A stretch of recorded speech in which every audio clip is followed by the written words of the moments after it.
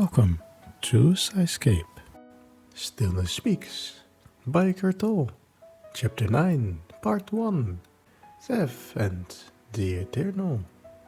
When you walk through a forest that has not been tamed and interfered with by man, you will see not only abundant life around you, but you will also encounter fallen trees and decaying trunks, rotting leaves and decomposing matter at every step.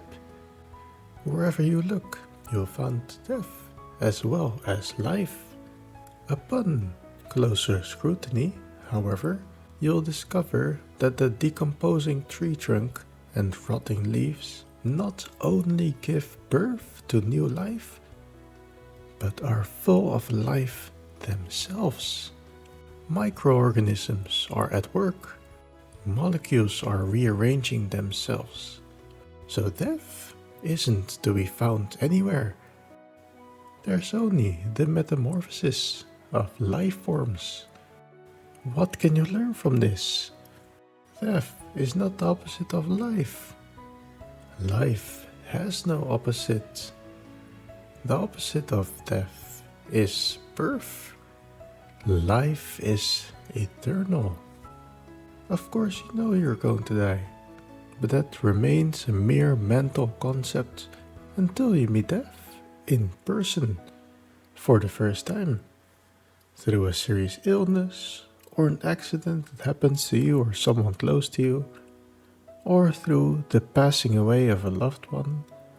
Death enters your life as the awareness of your own mortality. Most people turn away from it in fear, but if you do not flinch and face the fact that your body is fleeting and could dissolve at any moment, there is some degree of disidentification, however slight, from your own physical and psychological form, the me. When you see and accept the impermanent nature of all life forms, a strange sense of peace comes upon you. Through facing death, your consciousness is freed to some extent from identification with form.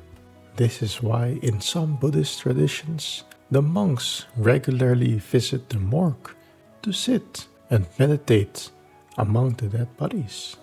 There is still a widespread denial of death in Western cultures. Even old people try not to speak or think about it, and dead bodies are hidden away. A culture that denies death inevitably becomes shallow and superficial, concerned only with the external form of things. When death is denied, life loses its depth. The possibility of knowing who we are beyond name and form, the dimension of the transcendent, disappears from our lives because death is the opening into that dimension. People tend to be uncomfortable with endings because every ending is a little death. That's why in many languages the word for goodbye means see you again.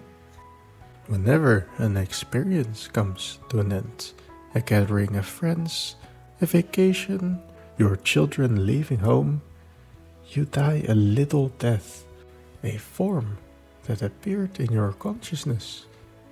As that experience dissolves, often this leaves behind a feeling of emptiness that most people try hard not to feel, not to face.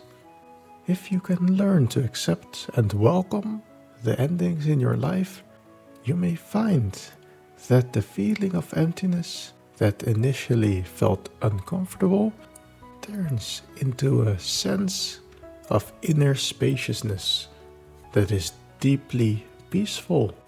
By learning to die daily in this way, you open yourself to life. Thank you for watching. Hope you enjoyed it. Follow along for more to come, and until then, cheerio.